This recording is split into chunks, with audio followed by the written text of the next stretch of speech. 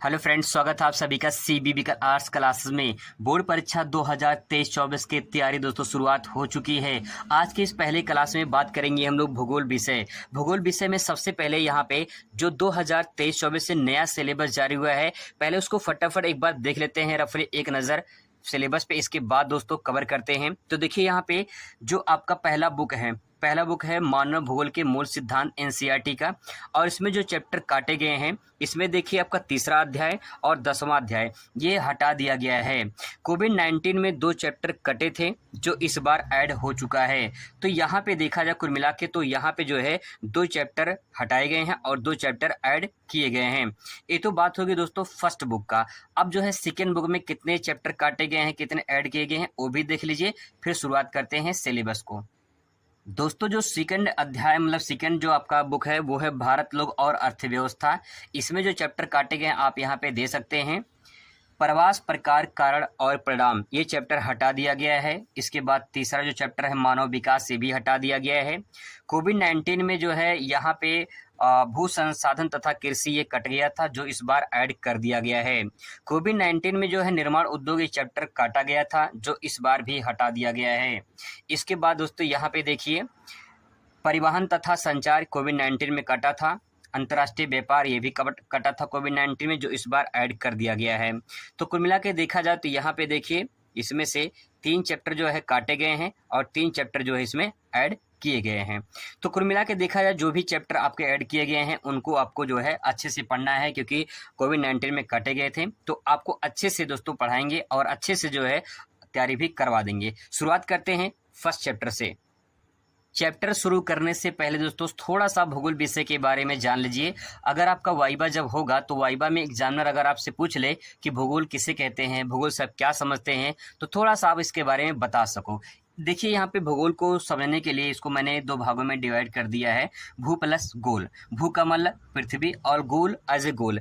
तो गोल का दोस्तों यहाँ पे इंडिकेट ये नहीं है कि पृथ्वी पूरी तरह से गोल ही है। आपको बता दें, थोड़ा सा मैं आपको अच्छे समझा दूं तो देखिए जैसे ये गोला है, ठीक है, एक गोला ये है और एक गोला ए है, ठीक है, ये दोनों गोला है। गोलों को जो गोला है यहाँ पे एग्जैक्ट कोई इसका आकार नहीं है, लेकिन अगर यहाँ पे सेंटर पॉइंट में लगा दूं, बिंदु लगा दूं यहाँ पे बीच में, तो अब जो है इस जो परिभाषा है ये तो गोला है, ठीक है, लेकिन अब जो है यहाँ पे सेंटर पॉइंट लग गया है, बिंदु लग गया है, तो इसे गोला नहीं कहेंगे, इसे क्या कहेंगे, वृत्त कहेंगे। क्यों? क्योंकि अगर यहाँ से दूरी नापे सेंटर से तो ये दूरी जो है सभी का बराबर होगा, लेकिन गोला में कोई एग्जैक्ट यहाँ पे दूरी जो है नहीं है। तो दोस्तों गोला का मतलब ये होता है कि कोई उसका आकार लगभग गोला नहीं कर सकते, उसको वृत्त नहीं कर सकते हैं।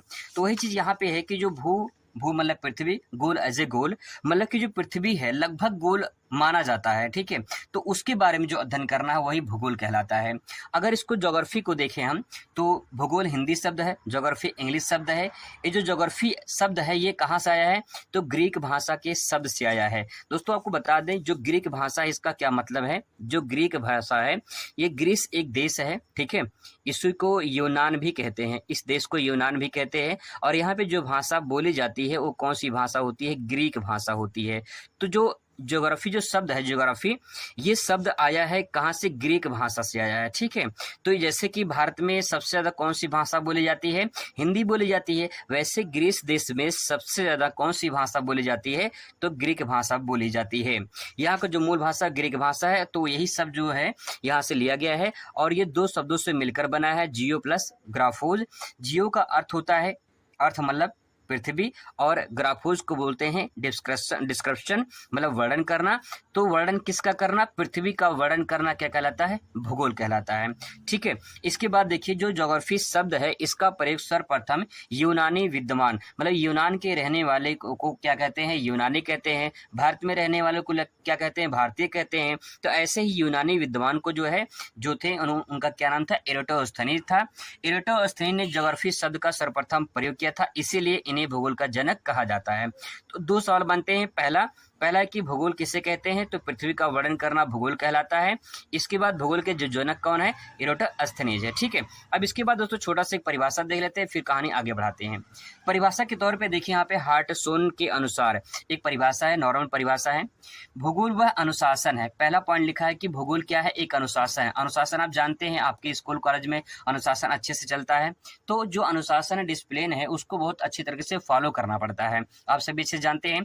तो भूगोल क्या है, एक अपने आप में अनुशासन ही है। ठीक है, जो पृथ्वी तल पर एक स्थान से, पृथ्वी तल पर मतलब ये है कि जैसे कि ये पृथ्वी है, ठीक है, और ये ऊपर वाला जो भाग है इसको क्या बोलते हैं, पृथ्वी तल बोलते हैं। ठीक है, मानव जो रहता है वो कहाँ रहता है, पृथ्वी तल पे ही रहता है। तो ऊपर वाला जो भाग है पृथ्वी का वो क्या है, पृथ्वी तल है। तो पृथ्वी तल पर एक स्थान से दूसरे स्थान पर परिवर्तन, मतलब जो ये पृथ्वी है इसके जो ऊपरी तल है इस पे क्या हो रहा है, एक स्थान से दूसरे स्थान पे परिवर्तन हो रहा है। अभी परिवर्तन क्यों हो रहा है, उसके पीछे क्या कारण है, यहाँ पे देखिए, परिवर्तनशील स्वरूपों का वर्णन। मतलब ये है दोस्तों कि अगर एक स्थान से दूसरे स्थान पर पृथ्वी के तल पर परिवर्तन हो रहा है तो उसमें परिवर्तन होने के पीछे क्या कारण है, परिवर्तन और व्याख्या। ठीक है, व्याख्या मानव संसार के रूप में करता है। मतलब ये है दोस्तों कि पृथ्वी है, पृथ्वी पर मानव रहता है, तो जो मानव है, मानव क्रियाशील है, तो जो मानव काम करेगा तो कहीं न कहीं प्राकृतिक संसाधनों को उपयोग करेगा तो कुछ ना कुछ परिवर्तन होगा। ठीक है, जैसे मान लो यहाँ पे पेड़ है, इस पेड़ को मानव अगर काट दे तो कहीं न कहीं परिवर्तन दिखाई देगा। तो वही चीज यहाँ पे कह रहा है कि भूगोल एक अनुशासन है जो पृथ्वी तल पर एक स्थान से दूसरे स्थान तक जो परिवर्तन होते हैं उसके स्वरूपों का वर्णन करता है। स्वरूप का मतलब होता है जो बनावट है पृथ्वी तल पर उसका वर्णन करता है और व्याख्या भी करता है, बताता है कि कितना परिवर्तन हुआ है। आज के डेट में देखा जाए कितना परिवर्तन हुआ है, आगे आने वाले भविष्य में कितना परिवर्तन हो सकता है, या फिर जो है बीते हुए समय में जो है कितना परिवर्तन हुआ था, क्या बदलाव हुआ था। तो मानव संसार के रूप में व्याख्या करता है। तो ये दोस्तों परिभाषा हार्टसोन के अनुसार है। इसके बाद यहाँ पे देखिए, अगर और एक परिभाषा छोटा सा देख लेते हैं, फिर इसके बाद और समझते हैं। इमैनुअल कांट के अनुसार इन्होंने कहा है कि भूगोल वह विज्ञान है जिसमें पृथ्वी के उन भागों का वर्णन किया जाता है जो मानव के निवास स्थान से है। अगर एक लाइन में कहा जाए तो जो भूगोल है वो कहीं न कहीं मानव से संबंधित है। पृथ्वी पर उन भागों का वर्णन किया जाता है जहां मानव का निवास होता है। जब मानव जहां पे रहता है वहां पे कुछ ना कुछ परिवर्तन होता है पृथ्वी पर, तो उसी को क्या कहते हैं, भूगोल कहते हैं। ठीक है, इसके बाद दोस्तों यहाँ पे देखा जाए भूगोल में तो और थोड़ा सा डिफाइन करते हैं। जो भूगोल है इसको दो भागों में डिवाइड किया गया है, एक भौतिक भूगोल, दूसरा मानव भूगोल। आप याद करिए, जो भौतिक भूगोल है आपने ये 11 में पढ़ा होगा, ठीक है, और जो मानव भूगोल है ये अपने 12 में पढ़ा, मतलब 12 में आप पढ़ेंगे। ठीक है, मानव भूगोल में देखा जाए तो उसमें क्या क्या पढ़ते हैं, जैसे कृषि भूगोल हो गया, आर्थिक भूगोल हो गया, पर्यटन भूगोल हो गया, सांस्कृतिक भूगोल हो गया, राजनीतिक भूगोल है, ये सब इसके अंतर्गत आते हैं। अगर भौतिक भूगोल की बात किया जिसमें फिजिकल ज्योग्राफी है, इसमें भूआकृति विज्ञान, जलवायु विज्ञान, मौसम विज्ञान, मृदा भूगोल, जैव भूगोल, इन सब के बारे में अध्ययन किया जाता है, जो आप 11 में पढ़ चुके हैं। जो हम लोग 12 में पढ़ेंगे मानव भूगोल में, इसमें कृषि के बारे में, आर्थिक के बारे में, पर्यटन के बारे में, राजनीति के बारे में, संस्कृति के बारे में, इन सब के बारे में अध्ययन करने वाले हैं। तो दोस्तों ये छोटी सी परिभाषा थी भूगोल के बारे में कि भूगोल क्या है। अब यहाँ पे देखिए जो चैप्टर आपका है वो चैप्टर क्या है।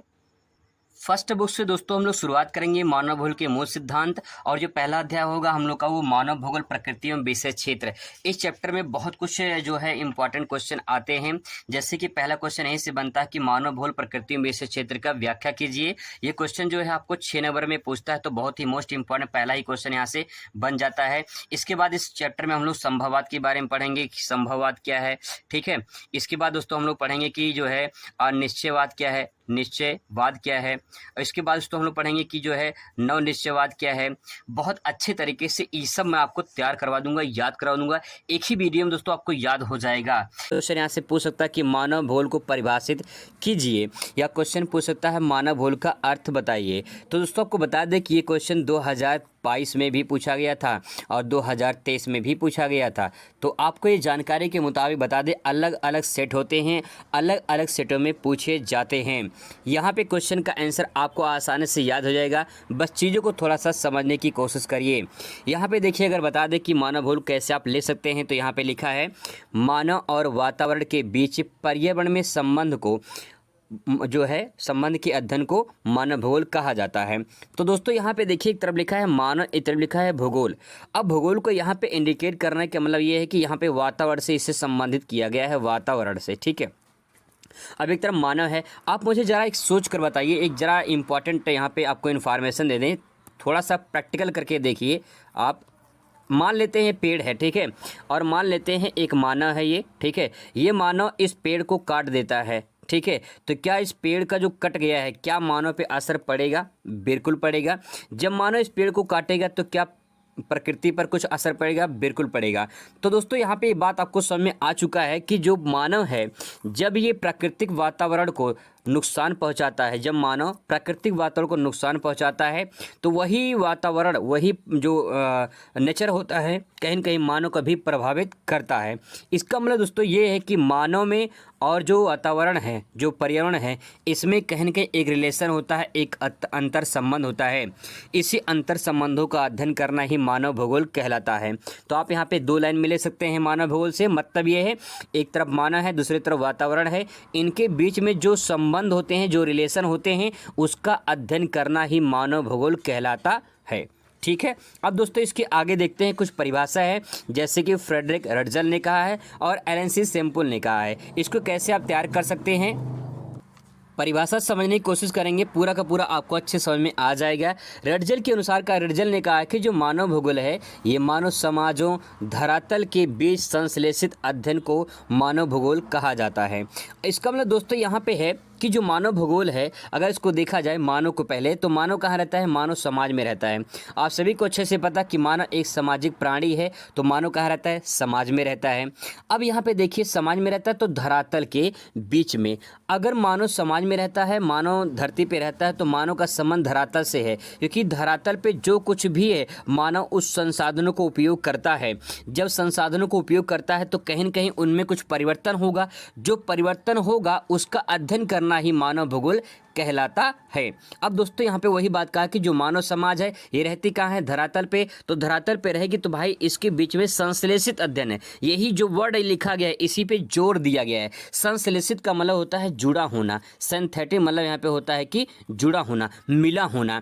आप खुद सोच कर देखिए यहाँ पे कि जो मानव है, ये मानव समाज किससे जुड़ा है? धरातल से जुड़ा है। तो जब धरातल से जुड़ा है तो कुछ ना कुछ क्रिया करेगा धरातल पर। तो कहीं न कहीं जब क्रिया करेगा तो उसमें कुछ ना कुछ संबंध बनेंगे, कुछ रिलेशन बनेगा। अब इसका मतलब ये है कि एक प्रकार से देखा जाए, मानव प्रकृति से जुड़ा हुआ है, धरातल से जुड़ा हुआ है, और उसका जुड़ा होना कहीं न कहीं क्रिया करेगा। तो क्रिया करेगा तो कुछ परिवर्तन होगा। उस परिवर्तन के जो अध्ययन करेंगे उसी को क्या कहेंगे? मानव भूगोल कहा जाएगा। मतलब ये है कि एक तरफ मानव रहता है, एक तरफ वातावरण रहता है, इनके बीच में जो भी क्रियाकलाप होती है, इसका अध्ययन करना ही मानव भूगोल कहलाता है। वही बात यहाँ पे कही जा रही है। इसके बाद दोस्तों यहाँ पे एलन सी सेम्पुल ने इनको भी परिभाषा दिया है। इन्होंने कहा कि जो मानव भूगोल है, मानव भूगोल अस्थिर पृथ्वी, क्रियाशील मानव के बीच परिवर्तनशील संबंधों का अध्ययन, ये जो है एलन सी सेम्पुल ने कहा है। यहाँ पे 2-3 वर्ड का है। पहला पॉइंट अस्थिर पृथ्वी। आप सभी को अच्छे से पता है कि पृथ्वी स्थिर नहीं है, ठीक है। ये कैसा है? गतिशील है, ठीक है। पृथ्वी जो है स्थिर नहीं है, ये क्या है? गतिशील है।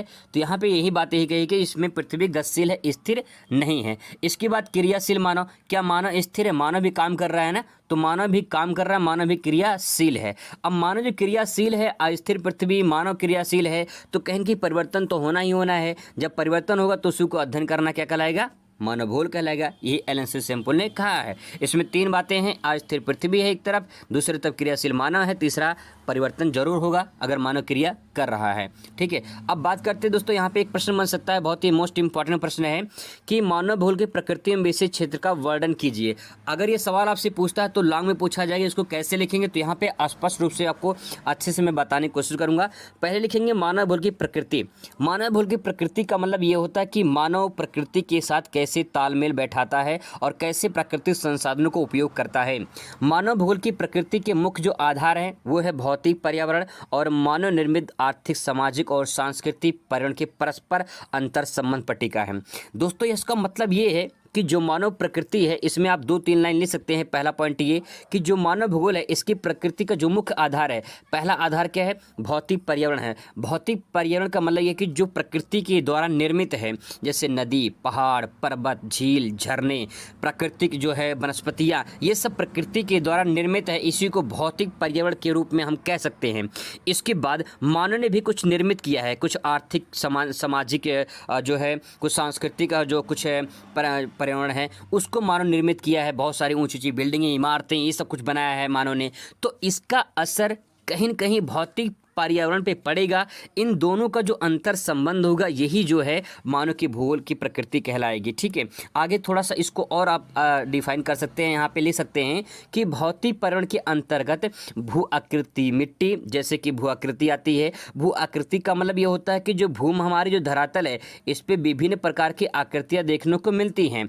आपको ऐसे ऐसे आकृति देखने को मिलेगी। तो जैसे मान लीजिए ये मैदान है, ठीक है, ये मैदान हो गया, ये पठार हो गया, ठीक है, और ये जो है पर्वत हो गया, तो आप ये जो है घाटी हो गया। इस प्रकार से आपको आकृति देखने को मिलेगी मैदान पे, तो इसी को कहते हैं भू आकृति। ठीक है, इसके बाद मिट्टी, जल, प्राकृतिक वनस्पति, ये समस्त जो प्राणी जाति हैं ये भौतिक पर्यावरण के अंतर्गत आते हैं। मैंने पहले आपको बता दिया है।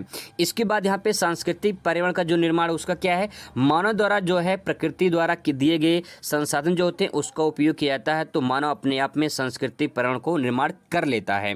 इसका मतलब दोस्तों यही कि मानव जो है प्रकृति संसाधनों का उपयोग करके अपनी आवश्यकताओं की पूर्ति करता है। यही सब बातें आपको इसमें लिखना है।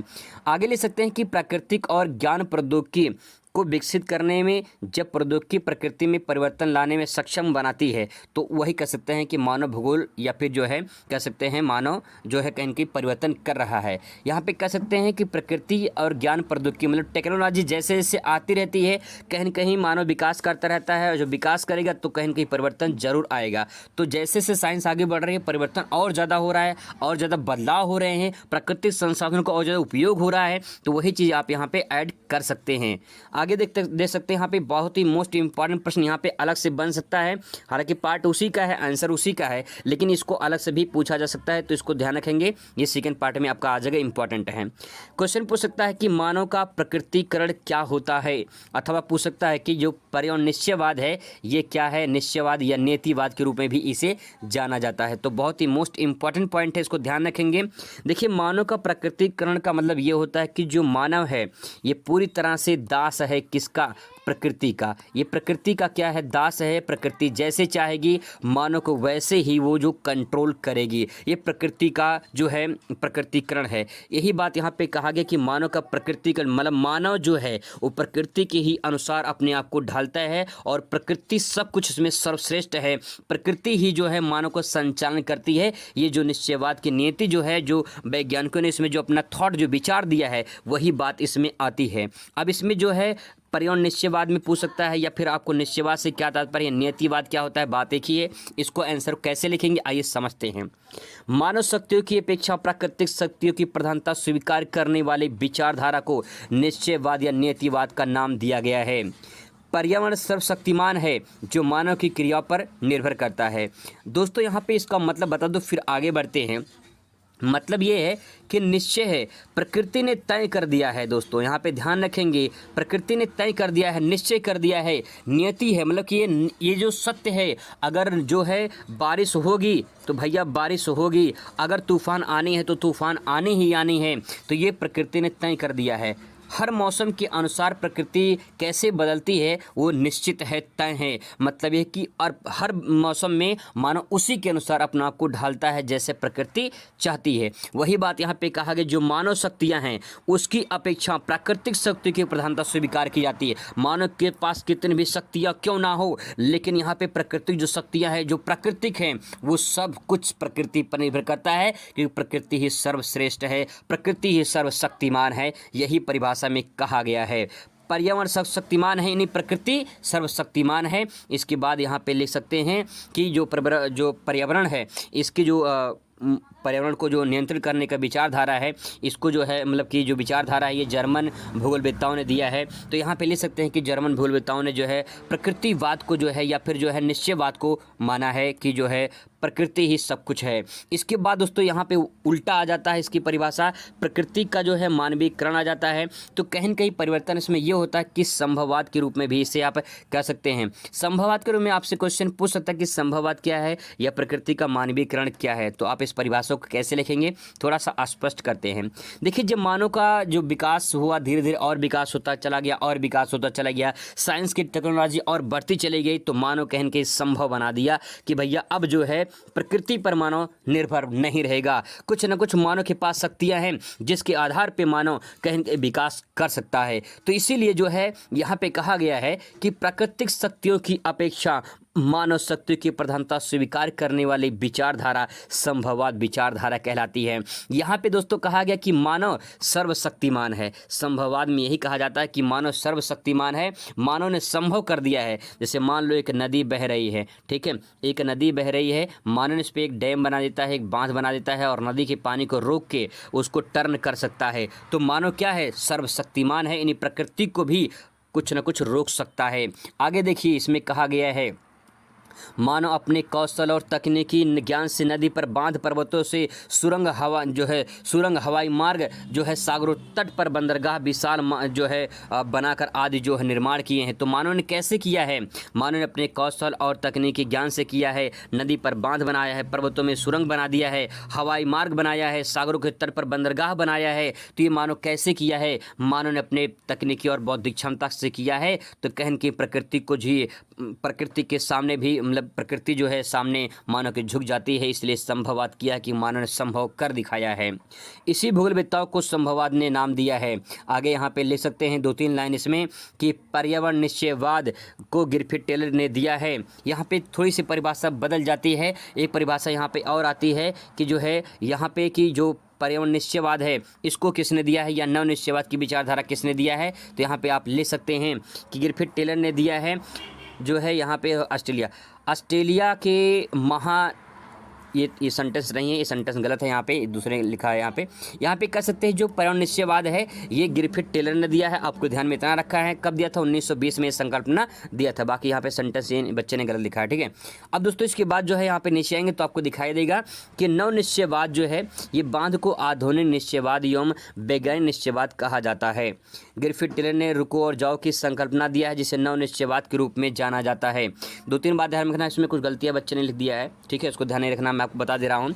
सबसे पहले ध्यान में रखना कि ग्रिफिथ टेलर ने नव निश्चयवाद की संकल्पना दी है या फिर रुको और जाओ की संकल्पना जो है ग्रिफिथ टेलर ने दिया है। 1 नंबर का सवाल यहाँ से पूछ सकता है।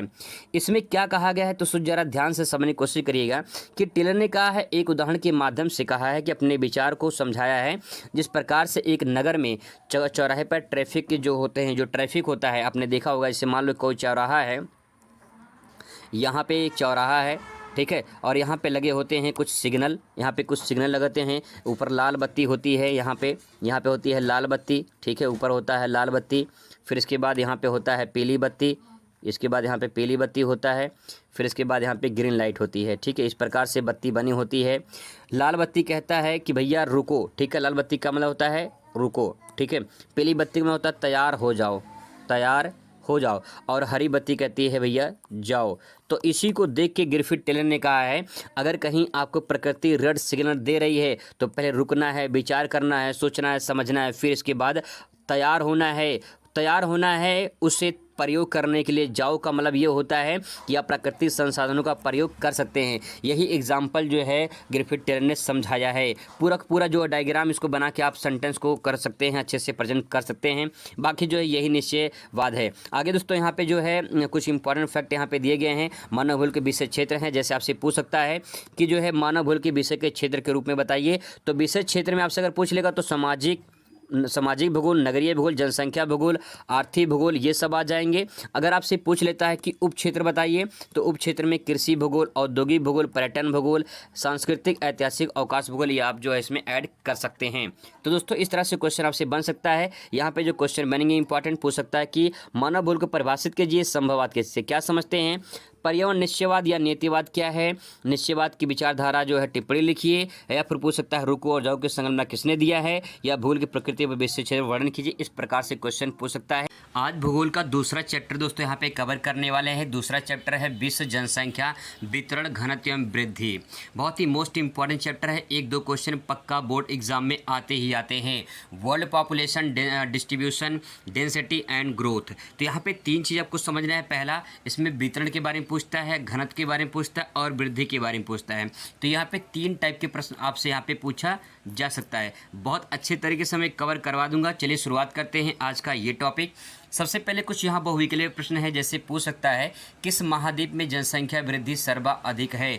तो आप सभी को बता दें किस महाद्वीप में जनसंख्या वृद्धि सर्वाधिक है, यहाँ पूछा है। तो वृद्धि सर्वाधिक कहाँ पे? अफ्रीका महाद्वीप में। अगर यहाँ पे क्वेश्चन ये पूछ लेता किस महाद्वीप में जनसंख्या सर्वाधिक है, तो यहाँ पे हो जाता एशिया महाद्वीप। एशिया महाद्वीप में जनसंख्या सर्वाधिक है, लेकिन यहाँ पूछा है वृद्धि कहाँ पे, तो अफ्रीका महाद्वीप हो जाएगा करेक्ट आंसर। ठीक है, आगे देखिए यहाँ पे दूसरा क्वेश्चन दिया है, निम्नलिखित में से कौन सा एक विरल जनसंख्या क्षेत्र नहीं है? विरल का मतलब होता है कि जैसे कि बहुत ज़्यादा खुला खुला होना है ना। विरल का मतलब ऐसे समझ सकते हैं, जैसे मान लो एक जनसंख्या यहाँ पे है, ठीक है, और यहाँ पे है एक जनसंख्या, यहाँ पे है, मतलब बिखरा हुआ, ऐसे कर सकते हैं। विरल मतलब बिखरा हुआ, मतलब आपको जो जनसंख्या दिखेगी दूर दूर दिखाई देगी, सघन दिखाई नहीं देगा। तो यहाँ पे कह रहा है, मतलब कि कह रहा है दक्षिण पूर्वी एशिया में जो है एक करेक्ट आंसर हो जाएगा। दक्षिण पूर्वी एशिया का तात्पर्य होता है कि जहाँ पे भारत भी है, ठीक है, भारत भी है, और जहाँ पे चीन भी है।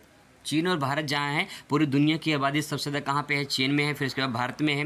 अब तो भारत नंबर 1 पर आ चुका है। तो दोस्तों यहाँ पे भारत जो है, चीन, ये दक्षिणी पूर्वी एशिया के अंतर्गत आते हैं। तो यहाँ पे करेक्ट आंसर क्या हो जाएगा कि विरल जनसंख्या क्षेत्र नहीं, तो भाई पूर्वी एशिया हो जाएगा। आपके ऑप्शन वहाँ पे दिए रहेंगे। ठीक है, इसके बाद दोस्तों यहाँ पे दूसरा क्वेश्चन है, निम्नलिखित में से कौन सा एक प्रतिकर्ष कारक नहीं है? प्रतिकर्ष कारक मतलब क्या होता है, पहले ये समझ जाइए, फिर इसके बाद आपको दिक्कत नहीं होगी। देखिए प्रतिकर्ष मतलब क्या होता है, जैसे मान लेते हैं कि कोई भी जनसंख्या होती है, ठीक है, कोई भी जनसंख्या जिस स्थान को छोड़कर दूसरे स्थान पर चला जाए, जब जनसंख्या किसी स्थान को छोड़कर दूसरे स्थान पर चला जाता है, तो जहाँ से जाता है उसको जाने की क्रिया को प्रतिकर्ष कारक कहा जाता है। प्रतिकर्ष कारक क्यों कहते हैं? क्योंकि वहाँ पे सुख सुविधाएं नहीं मिलती है, वहाँ पे जो है चिकित्सा सुविधा नहीं मिलती है, वहाँ पे शिक्षा की सुविधा नहीं मिलती है, वहाँ पे रोजगार नहीं मिलता है, जिसके कारण वहाँ से लोग दूसरे स्थान पर चले जाते हैं, तो उसे कहते हैं प्रतिकर्ष कारक। अब यहाँ पे कहा गया चिकित्सा एवं शैक्षिक सुविधाएं नहीं होती, जिसके कारण जो है ये प्रतिकर्ष कारक का कारक होता है।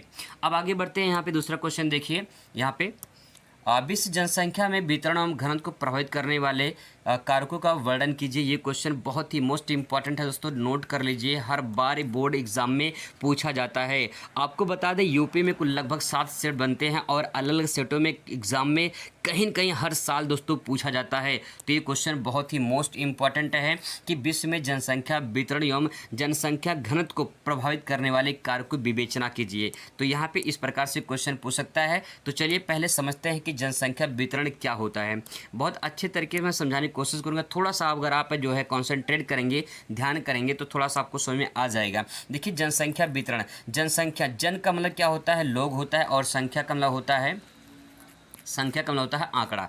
जैसे मान लेते हैं यहाँ पे मैं लिखूँ 450, ठीक है, तो ये क्या है? ये संख्या है। अगर मैं लिखूँ यहाँ पे 4 क्या है? एक अंक है, तो अंकों से ही संख्या बनती है। तो यहाँ पे दोस्तों ये बात हो रही है कि जनसंख्या मतलब लोगों की क्या है? लोगों के आंकड़े हैं, लोगों की संख्या है। जो लोगों का आंकड़ा है दोस्तों वो क्या है? वितरण हुआ है। वितरण का मतलब क्या होता है? फैलाव होना या बटा होना, ठीक है। जैसे कहते हैं जब कभी आपके क्षेत्र में, आपके गाँव समाज में जो है कभी कुछ होता है, जैसे पूजन वगैरह होता है, तो कहते हैं भैया प्रसाद को वितरण कर दिया जाए, प्रसाद को वितरण कर दिया जाए। तो वितरण का मतलब क्या? बांटना होता है ना। तो उसी प्रकार से कह सकते हैं जनसंख्या बटी होना, जनसंख्या का बटा होना, वो कहलाता है जनसंख्या वितरण। इसकी परिभाषा को आप ऐसे भी ले सकते हैं, जनसंख्या वितरण का अर्थ होता है भूपृष्ठ। भूपृष्ठ मतलब भू का मतलब धरातल व पृष्ठ मतलब उसके ऊपर वाले क्षेत्र, धरातल के ऊपरी भाग पर लोग किस प्रकार से वितरित हैं, किस प्रकार से फैले हैं, इसी को जनसंख्या वितरण कहा जाता है। अब दोस्तों ऐसे विश्व में कुछ ऐसे देश हैं जहाँ पे जनसंख्या जो है आपको अलग अलग देखने को मिलती है। जैसे अगर बात की जाए सबसे पहले नंबर पे देखा जाए चीन है, इसके दूसरे नंबर भारत है, फिर यूएसए है, फिर इसके बाद इंडोनेशिया है, ब्राज़ील है, पाकिस्तान, नाइजीरिया, बांग्लादेश, रूस, मैक्सिको। ये दोस्तों टॉप 10 की जनसंख्या जहाँ पे सर्वाधिक टॉप 10 के देश हैं। अब मैं थोड़ा सा आपको ट्रिक के माध्यम से इसको याद करवा दूँ। दोस्तों जिस ट्रिक से मैं आपको याद करवाने की कोशिश कर रहा हूँ वो ट्रिक आपके सामने ये रहा। अब देखिए थोड़ा सा दिमाग लगाते हैं और इसको ट्रिक से याद करते हैं। देखिए ट्रिक क्या है, ट्रिक है चाबी। एक चाबी है आपके पास, चाबी ऊषा ने सिया के बाप को दिया है। जो चाबी है वो चाबी वो ऊषा ने सिया के बाप को दिया है, लेकिन पता नहीं चला कब दिया था भैया। तो पता करिए कब दिया था, पता करते हैं। देखिए यहाँ पे कैसे पता कर पाएंगे। देखिए चा से क्या हो जाएगा, चा से हो जाएगा चीन, ठीक है, चा से क्या हो जाएगा चीन, और भी से क्या हो जाएगा, भी से हो जाएगा भारत, ठीक है, यहाँ पे सॉरी भारत हो जाएगा, ठीक है, भारत हो जाएगा। इसके बाद ऊषा का मतलब यहाँ पे यूनाइटेड स्टेट ऑफ अमेरिका, मतलब संयुक्त राज्य अमेरिका। तो तीसरे नंबर पे क्या हो जाएगा, तीसरे नंबर पे हो जाएगा आपका यूएसए हो जाएगा, ठीक है। अब इसके बाद दोस्तों यहाँ पे देखिए सिया का मतलब इंडोनेशिया, सिया का मतलब इंडोनेशिया, ठीक है, सिया का मतलब इंडोनेशिया हो जाएगा। और बाप में दो चीज़ है, पहला है बा से ब्राज़ील, ठीक है, क्या हो जाएगा, ब्राज़ील हो जाएगा। और इसके बाद पास से हो जाएगा पाकिस्तान, ठीक है, पाक हो जाएगा। तो आप इतना टॉप अगर 5 का याद कर लेते हैं तो आपको आसानी से एग्जाम में फंस जाएगा। तो दोस्तों मैं यहाँ बता दूं कि पहले नंबर पर देखिए चीन हो गया, तो मैंने क्या लिखा था, चाबी, ठीक है, चाबी क्या हो जाएगा, चा से चीन हो जाएगा, अब भी से भारत हो जाएगा, तो चाबी हो गया। इसके बाद ऊषा, ठीक है, ऊषा तो यूनाइटेड स्टेट ऑफ अमेरिका, मतलब संयुक्त राज्य अमेरिका हो जाएगा, ठीक है। तीसरे नंबर पे क्या हो जाएगा, संयुक्त राज्य अमेरिका हो जाएगा। इसके बाद सिया मतलब इंडोनेशिया, और बा से ब्राज़ील, और पा से पाकिस्तान। इस प्रकार से तो अगर आप याद करेंगे आसानी से आपको याद होगा कि चाबी ऊषा ने सिया के बाप को दिया था, लेकिन कब दिया था भैया, भीड़ में पहचान में नहीं आ रहा कब दिया था, लेकिन दिया था जरूर। आगे दोस्तों बढ़ते हैं, सारे टॉपिक मैंने कवर किया है। देखिए अगर क्वेश्चन आपसे पूछ ले कि सबसे ज़्यादा जनसंख्या किस महाद्वीप में है, तो यहाँ पे देखिए विश्व की जनसंख्या वितरण 2 भागों में बांटा गया है। पहला यहाँ पे जहाँ सबसे ज़्यादा बसे हुए जनसंख्या है वहाँ पे पहले नंबर पे एशिया है, फिर दूसरे नंबर पे यूरोप है, फिर तीसरे नंबर पे अमेरिका है। दोस्तों यहाँ पे एशिया पहले नंबर पे है, यूरोप दूसरे नंबर पे, और अमेरिका जो है तीसरे नंबर पे है। इस तरह से आप जो है क्रमवार याद कर सकते हैं कि जनसंख्या सबसे ज़्यादा कहाँ पे वितरण हुआ है। इसके बाद यहाँ पे तो बात होगी कि बसे हुए क्षेत्र में। अब इसके बाद देखिए बिना बसे हुए ठंडे प्रदेश में जो है जनसंख्या, जैसे कि बात किया जाए अंटार्कटिका महाद्वीप में और इसके बाद ग्रीनलैंड में, ठीक है, यहाँ पे जो है जनसंख्या को विरल देखने को मिलती है, क्योंकि ये अति ठंडे प्रदेश होते हैं। मरुस्थलीय क्षेत्र में, विषुवतीय रेखीय प्रदेश में जो है ऊंचे पर्वत क्षेत्र में यहाँ जनसंख्या आपको विरल देखने को मिली, दूर दूर जनसंख्या देखने को मिलती है। तो इस प्रकार से कह सकते हैं जनसंख्या किस प्रकार से अलग अलग वितरण है, किस प्रकार से धरातल पर फैली हुई है। इसके बाद दोस्तों सबसे मोस्ट इंपॉर्टेंट प्रश्न, बहुत ही नोट डाउन कर लेंगे इसको और हाईलाइट कर लेंगे, मोस्ट इंपॉर्टेंट प्रश्न है यहाँ पे, जनसंख्या घनत्व से क्या तात्पर्य, ये क्वेश्चन आपसे पूछ सकता है। तो देखिए बहुत सिंपल वर्ड में लिखिए, प्रति वर्ग किलोमीटर क्षेत्र में निवास करने वाले व्यक्तियों की संख्या को जनसंख्या घनत्व कहते हैं। मान लीजिए कोई एक क्षेत्र है, ठीक है, कोई क्षेत्र है, तो प्रति वर्ग किलोमीटर, मान लीजिए कोई 1 किलोमीटर का एरिया है, यहाँ पे जितने व्यक्ति निवास करेंगे इन व्यक्तियों की संख्या को जनसंख्या घनत्व कहा जाता है। इसका एक फार्मूला होता है, जनसंख्या घनत्व बराबर जनसंख्या बटे क्षेत्रफल। मान लेते हैं किसी क्षेत्र का मतलब किसी क्षेत्र का जनसंख्या 1000 है, ठीक है, और उसका क्षेत्रफल 100 है, तो उसको डिवाइड करेंगे, कितना आएगा, यहाँ पे आएगा 10, ठीक है, यहाँ पे 10 आएगा, ठीक है, यहाँ पे 10 आएगा। तो 1 किलोमीटर एरिया में क्या हो जाएगा, 1 किलोमीटर एरिया में कितने व्यक्ति रहते हैं, 10 व्यक्ति रहते हैं। इस प्रकार से निकाला जाता है जनसंख्या घनत्व। तो परिभाषा आपको ध्यान में रखना है कि प्रति वर्ग किलोमीटर पे निवास करने वाले व्यक्तियों की संख्या को जनसंख्या घनत्व कहते हैं। जनसंख्या घनत्व बराबर होता है जनसंख्या बटे क्षेत्रफल। बहुत ही इंपॉर्टेंट क्वेश्चन है दोस्तों, ध्यान रखेंगे। आगे दोस्तों बहुत ही मोस्ट इंपॉर्टेंट क्वेश्चन है, जितने सारे मैं आपको टॉपिक कवर कराऊंगा वो फालतू फर्जी नहीं होगा, बिल्कुल सही जानकारी अब तो पहुँचाई जाएगी, और जो एग्जाम में पूछे जाते हैं उसको आप तो जो है पहुंचाया जाएगा, उसको आपको बताया जाएगा। क्वेश्चन यहाँ पे देखिए, जनसंख्या वितरण को प्रभावित करने वाले कारक देख लीजिए। आप जो है मॉडल पेपर पिछला जो है पेपर उठा के दे सकते हैं, कई बार एग्जाम में पूछा गया है कि जनसंख्या वितरण को प्रभावित करने वाले कारकों की व्याख्या कीजिए, विवेचना कीजिए, किस प्रकार से अलग अलग पूछ सकता है। तो अगर आपके एग्जाम में जब ये पेपर में आएगा तो आप कैसे लिखेंगे अच्छे तरीके से मैं आपको याद भी करवा दूंगा। चलिए शुरुआत करते हैं अगला टॉपिक का अगला प्रश्न।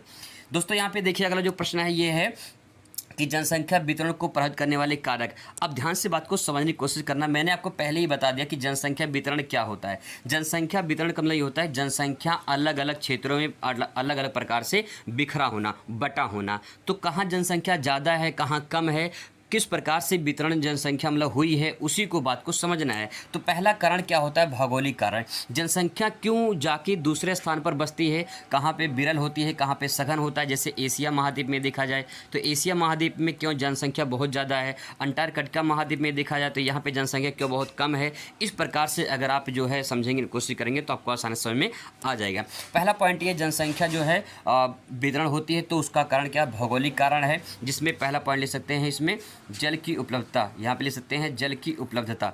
आप सिंपल वर्ड में लिख सकते हैं जल जहाँ मिलेगी जनसंख्या वहीं तो जाके निवास करेगी। अगर आप इतिहास में देखोगे तो नदियों के किनारे ही जो है सभ्यताएं बसी होती थी, जैसे कि मेसोपोटामिया की सभ्यता, सिंधु घाटी की सभ्यता, मिस्र की सभ्यता, चीन की सभ्यता। ये सब जो सभ्यताएं हैं वो कहाँ बसी हुई? नदियों के तट पर बसी हुई है, क्योंकि जल की उपलब्धता होती है। मानव को जल चाहिए, बिना जल के जीवन असंभव है। तो इसीलिए जल की उपलब्धता के कारण ही मानव जो है जहाँ स्वच्छ जल मिलता है, आप जहाँ पे अच्छा जल मिलता है वहीं पे लोग तो जाके बसना पसंद करेंगे। मैं आपको एग्जांपल और दे दूँ थोड़ा सा कि मान लीजिए ये जो है, मान लेते हैं कि एक गिलासा है, ठीक है, यहाँ पे एक गिलास मान लेते हैं, ठीक है, यहाँ पे गिलास है, इसमें जो है स्वच्छ पानी भरा है, मतलब कि इसमें जो पानी है इसमें स्वच्छ पानी है, ठीक है, इसमें स्वच्छ पानी है, और यहाँ पे इसमें क्या है? गंदा पानी है। अगर इसमें से आपको पीने के लिए दिया जाए तो कौन सा पिएंगे? आप कहेंगे मैं स्वच्छ वाला पीऊँगा, गंदा थोड़ी कोई पीना चाहेगा। तो ये बात वही होती है कि जहाँ पे स्वच्छ जल मिलता है, जहाँ पीने को पानी मिलता है, लोग वहीं पे जाके बसना शुरू कर देते हैं। तो इसका मतलब ये है कि जल की उपलब्धता भी प्रभावित करती है।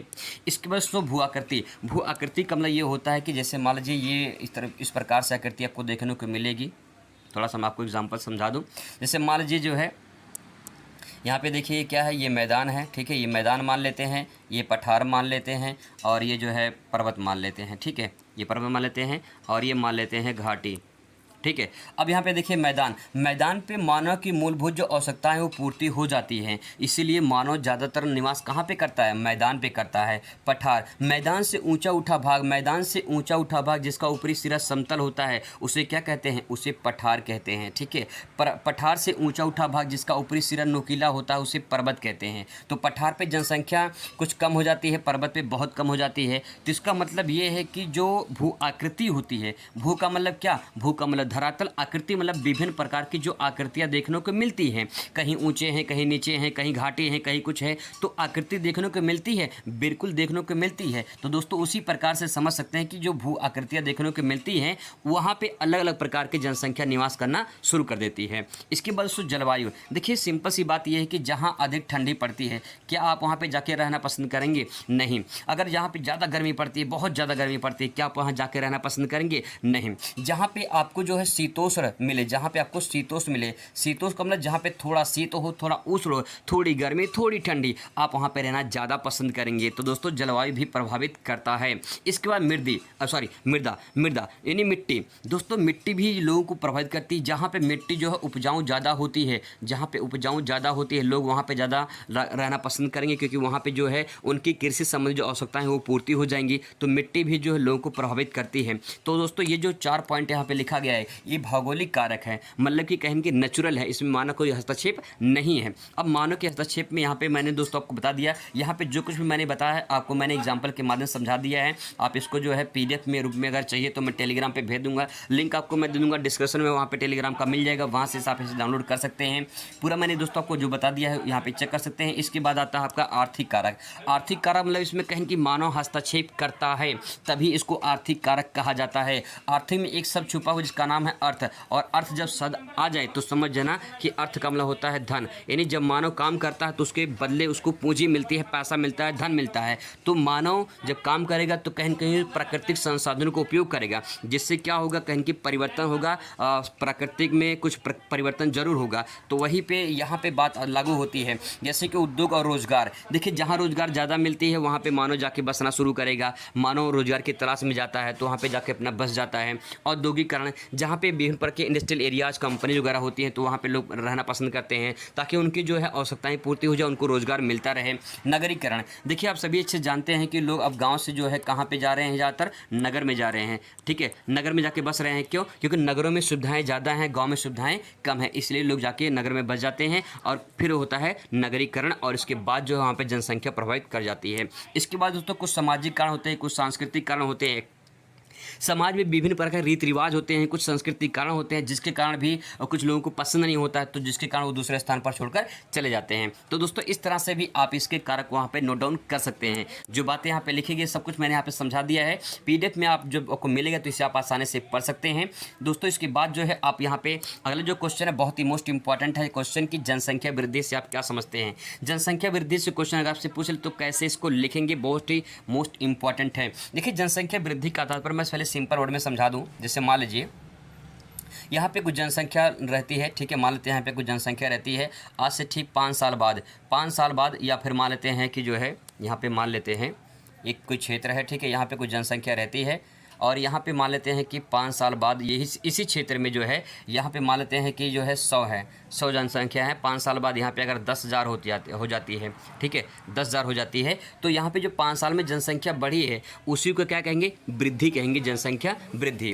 तो इसी दोस्तों यहाँ पे देख सकते हैं कि जनसंख्या वृद्धि से अभिप्राय जब किसी निश्चित क्षेत्र में निश्चित अवधि में लोगों की संख्या में परिवर्तन हो जाए तो उसे क्या कहेंगे, जनसंख्या वृद्धि कहेंगे। मतलब मैंने आपको वही बताया कि किसी क्षेत्र में जनसंख्या मान लेते हैं 100 है, ठीक है, यहाँ पे 5 साल में अगर यहाँ पे 10,000 हो जा रहे हैं तो वो जनसंख्या जो बढ़ी है एक निश्चित समय में बढ़ा है और कहेंगे परिवर्तन हुआ है, तो इस परिवर्तन को क्या कहते हैं, जनसंख्या वृद्धि कहते हैं। पहला अध्याय शुरू कर रहे हैं, मानव भूगोल के प्रकृति एवं विषय क्षेत्र, बहुत ही मोस्ट इम्पॉर्टेंट चैप्टर है। इस चैप्टर से पक्का 1-2 सवाल हर साल पूछे जाते हैं। यहाँ पे दोस्तों 5 लघुत्तरीय अति लघुत्तरीय प्रश्न मैंने लिखा है यहाँ पे, और इसी 5 में से आपके बोर्ड पेपर में देखने को मिलेंगे। मैंने दोस्तों आपसे वादा किया है 100% कि मुझे तो ये नहीं पता है कि बोर्ड पेपर में क्या आएगा, लेकिन दोस्तों ये 100% की गारंटी है कि जितना करवा दूंगा इससे बाहर नहीं आएगा।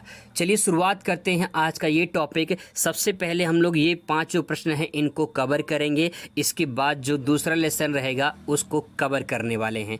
चलिए आज का वीडियो शुरुआत करते हैं। दोस्तों जो पहला प्रश्न है, मानव भूगोल को परिभाषित कीजिए। आपके जानकारी के मुताबिक बता दें कि 2020 में ये सवाल पूछा गया है, 2022 में पूछा गया है और 2023 में भी ये सवाल पूछा गया है। तो क्या पता 2024 में ये आ जाए, क्योंकि दोस्तों यूपी में कुल लगभग 7 सेट बनते हैं और किसी न किसी सेट में ये सवाल पूछा जाता है। आपको ये भी बता दें कि 2021 में कोरोना काल हुआ था, कोरोना काल का जो पेपर हुआ नहीं था तो उसमें पूछा नहीं गया था। अगर कहीं पेपर हुआ हो तो शायद 2021 में ये सवाल आया होता। तो दोस्तों बहुत ही मोस्ट इम्पॉर्टेंट है ये सवाल कि मानव भूगोल को परिभाषित कीजिए। बहुत ही सिंपल वर्ड है, थोड़ा सा ध्यान से समझने की कोशिश करेंगे, एक बार में दोस्तों समझाने की पूरी गारंटी रखता हूँ मैं। चलिए शुरुआत करते हैं। यहाँ पे देखिए 2 वर्ड पहले लिखा है, एक तरफ मानव है, दूसरी तरफ भूगोल है। आप सबसे पहले क्या करेंगे, सबसे पहले हेडिंग डालेंगे मानव भूगोल और इसके बारे में कुछ लिखेंगे। क्या लिखेंगे आइए समझते हैं। इसमें लिखेंगे कि मानव भूगोल के अंतर्गत मानव और भौतिक पर्यावरण का अध्ययन किया जाता है। 2 चीज़ दोस्तों यहाँ पे है, एक तरफ क्या है, एक तरफ मानव है और दूसरी तरफ क्या है, भौतिक पर्यावरण है। भौतिक पर्यावरण का मतलब ये है कि नदी, पहाड़, पर्वत, झील, झरने या फिर पेड़ पौधे, जीव जंतु, ये सब क्या है, प्रकृति की देन है, ये सब प्रकृति ने बनाया है, इसीलिए इसे भौतिक पर्यावरण कहा गया है। अब भौतिक पर्यावरण के सहारे मानव जीता है, क्योंकि जो प्राकृतिक संसाधन होते हैं उसी को मानव उपयोग करता है और वो प्राकृतिक संसाधन मानव की आवश्यकताओं की पूर्ति करते हैं। तो क्या इन दोनों में रिलेशनशिप बना कि नहीं बना, कुछ अंतर संबंध हुआ कि नहीं हुआ? बिल्कुल हुआ, क्योंकि मानव किस पे टिका है, प्रकृति पर, और प्रकृति क्या करती है, मानव की आवश्यकताओं की पूर्ति करती है। तो दोस्तों हो गया ना रिलेशनशिप, हो गया ना अंतर संबंध दोनों में। अब सवाल यहाँ पे है कि जो मानव होता है और जो पर्यावरण होता है, इन दोनों के अंतर संबंधों का अध्ययन करना ही मानव भूगोल कहलाता है। आई होप आपको समझ में आया होगा। और यही पॉइंट यहाँ पे कहा गया कि मानव भूगोल के अंतर्गत हम मानव के और भौतिक पर्यावरण के अध्ययन का जो है संबंधों का अध्ययन करते हैं। आइए थोड़ा सा और डिफाइन करते हैं। ये प्रश्न लिखने मतलब इसका उत्तर लिखने के बाद आपको इसकी एक परिभाषा लिखनी पड़ेगी, चाहे जिस वैज्ञानिक के द्वारा कहा गया हो। अगर बात करें रटजल के अनुसार और एलन सी सैम्पल के अनुसार, मैंने 2 परिभाषा लिखा है, आपको ये भी दोस्तों अच्छे से मैं तैयार करवा दूंगा। देखिए रटजल के अनुसार मानव भूगोल की जो जनक है वो अल्फ्रेड रटजल ही हैं, तो इनके अनुसार परिभाषा देख लेते हैं। मानव भूगोल मानव समाजों और धरातल के बीच संबंधों का संश्लेषित अध्ययन है। इस परिभाषा में दोस्तों 4 शब्द हैं, इन्हीं 4 शब्दों को आपको ध्यान में रखना है। पहला जो शब्द यहाँ पे दिया गया है वो है मानव समाज, और दूसरा है धरातल, तीसरा है संबंध, और चौथा है संश्लेषित। सारा खेल संश्लेषित का है क्योंकि संश्लेषित पर जोर दिया गया है।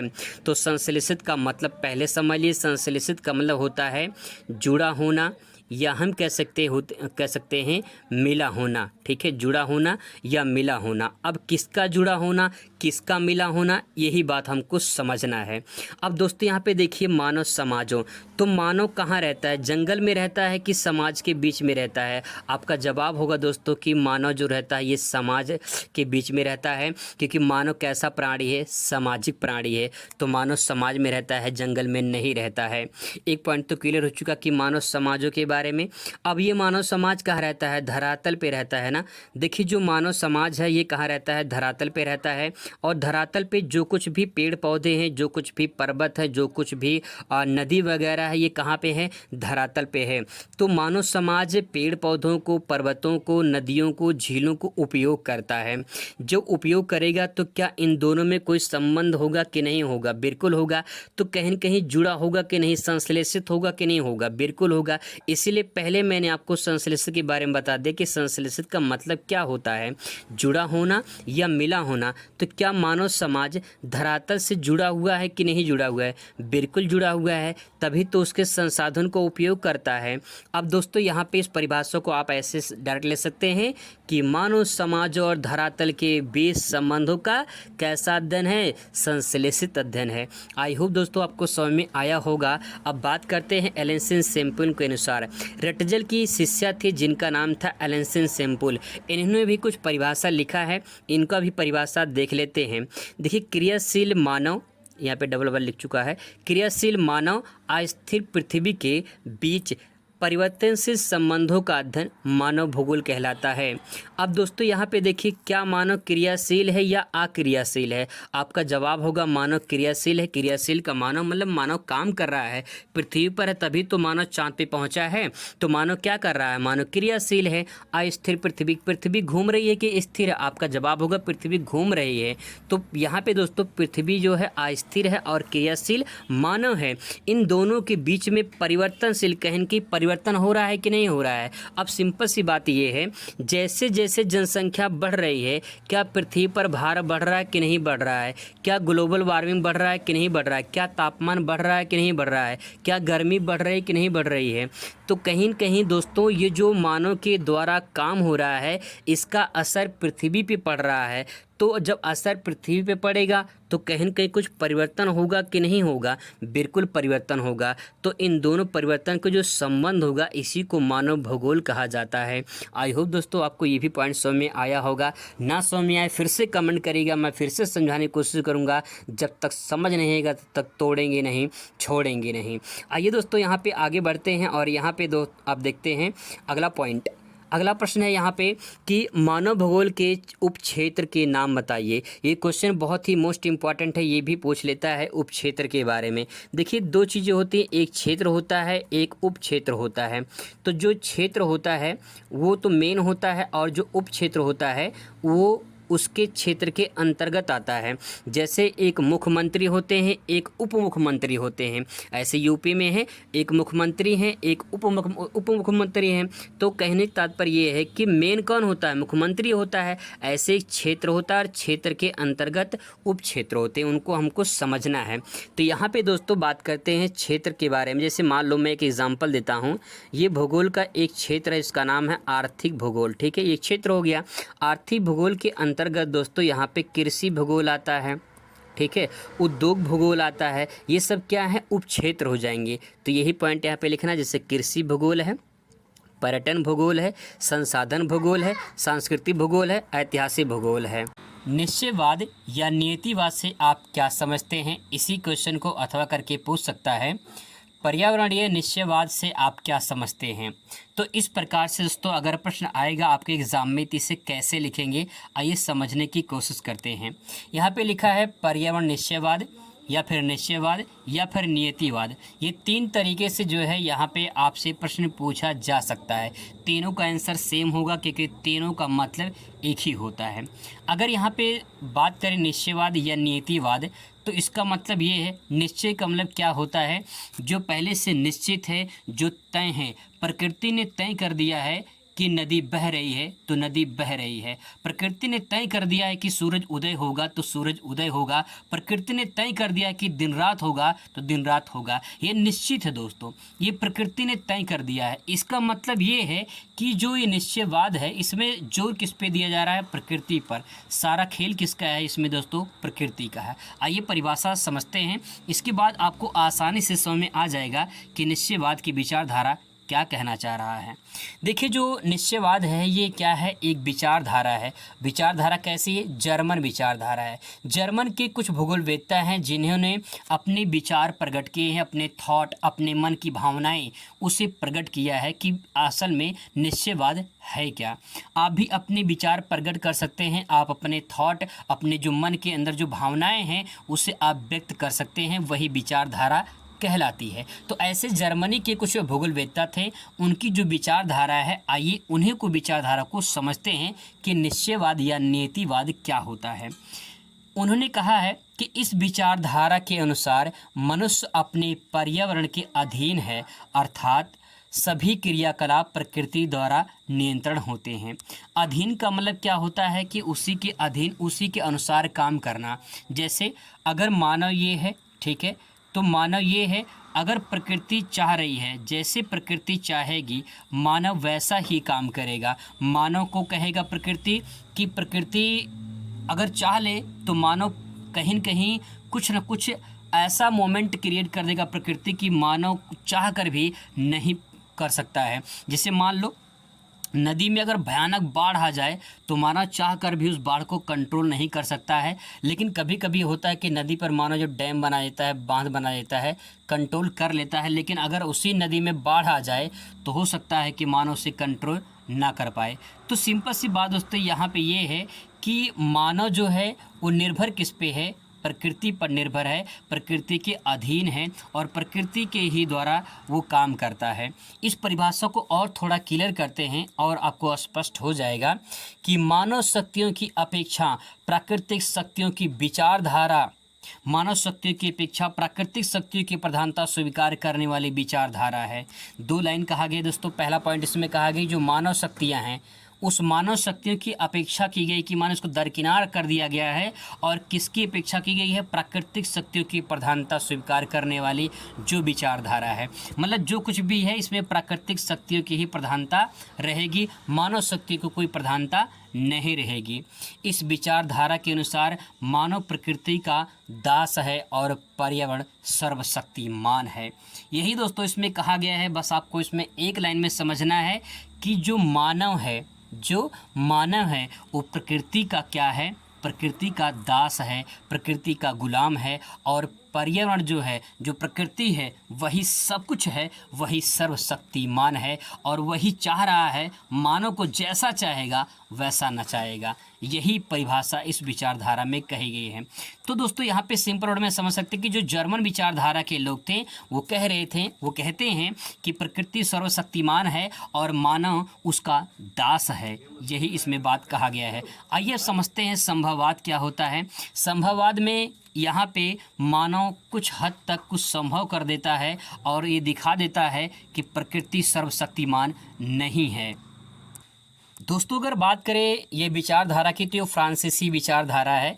देखिए वो जो परिभाषा थी निश्चयवाद की वो जर्मन विचारधारा थी, जर्मनी के लोगों ने अपनी विचारधाराएं प्रकट किया था। इसमें जो है ये फ्रांसीसी विचारधारा, ये फ्रांस के लोगों ने अपनी विचारधाराएं प्रकट की हैं कि संभववाद मानव ने कुछ संभव कर दिखाया है तभी इसकी बात कही जा रही है। इसमें कहा है कि प्राकृतिक शक्तियों की अपेक्षा मानव शक्ति की प्रधानता स्वीकार करने वाली विचारधारा है।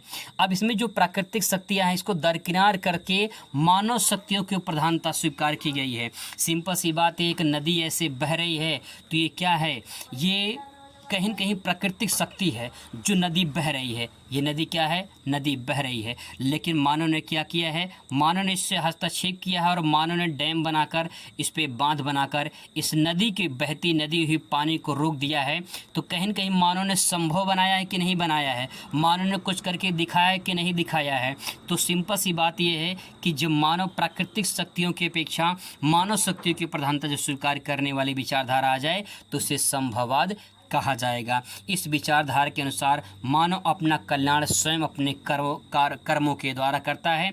जो भी कार्य करता है उसी कल्याण उसके द्वारा वो जो है मानव का कल्याण होता है। तो इस परिभाषा में सिंपल वर्ड में आप एक बात में समझ सकते हैं कि संभववाद में मानव ने कुछ संभव कर दिखाया है और मानव ने दिखा दिया है प्रकृति को कि हम किसी से कम नहीं है, I am the best in the world. तो दोस्तों यहाँ पे बात ध्यान में रखना है कि मानव शक्ति की अपेक्षा जो है इसमें अपेक्षा की गई है और सर्वशक्तिमान है कौन, मानव, और प्रकृति इसमें दास बन जाता है। यही संभववाद विचारधारा कहलाती है।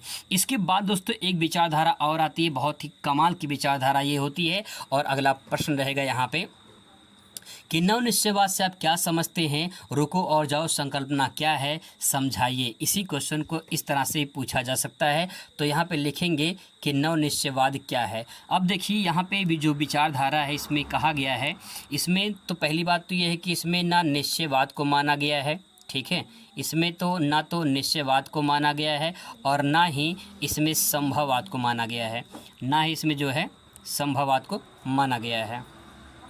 संभववाद, इसमें ना तो निश्चयवाद को माना गया है ना तो संभववाद को माना गया है, बल्कि इन दोनों को दरकिनार करके जो है नव निश्चयवाद एक नई विचारधारा आती है और ये विचारधारा लाने वाले होते हैं ग्रिफिथ टेलर। आइए टेलर के बारे में जानते हैं कि कैसा वो कपड़ा सिलते हैं ताकि जो है देखने में लुक जो रहेगा वो बढ़िया रहेगा। मतलब ये है कि टेलर को समझते हैं कि किस प्रकार से टेलर अपना बात रखते हैं। तो यहाँ पे देखिए, नव निश्चयवाद को आधुनिक निश्चयवाद या वैज्ञानिक निश्चयवाद कहा जाता है। वास्तव में ना तो प्रकृति का मनुष्य पर नियंत्रण है और ना ही मनुष्य का प्रकृति पर विजयता प्राप्त है। मतलब ये दोस्तों ये है कि ना तो प्रकृति मनुष्य को अपना गुलाम बना सकती है, ठीक है, और ना ही मनुष्य प्रकृति पर विजय प्राप्त कर सकता है, बल्कि क्या हो सकता है इन दोनों में एक संतुलन स्थापित किया जा सकता है। आइए थोड़ा सा और स्पष्ट करते हैं। यहाँ पे दोनों एक दूसरे की क्रियात्मक संबंध से स्पष्ट होते हैं। क्रियात्मक मतलब कि प्रकृति मानव पर निर्भर है और मानव प्रकृति पर निर्भर है।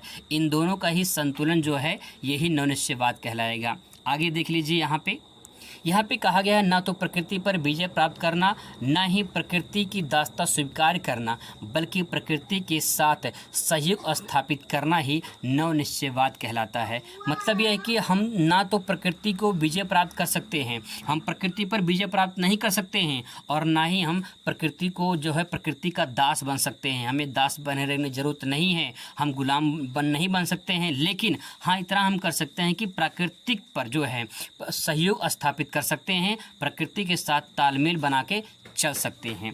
अब इसको स्पष्ट और करते हैं, थोड़ा सा और डिफाइन करते हैं, थोड़ा सा आपको और क्लियर हो जाएगा। ऑस्ट्रेलिया के महान भूगोलवेत्ता ग्रिफिथ टेलर ने 1920 में नवनिश्चयवाद की विचारधारा प्रस्तुत की थी।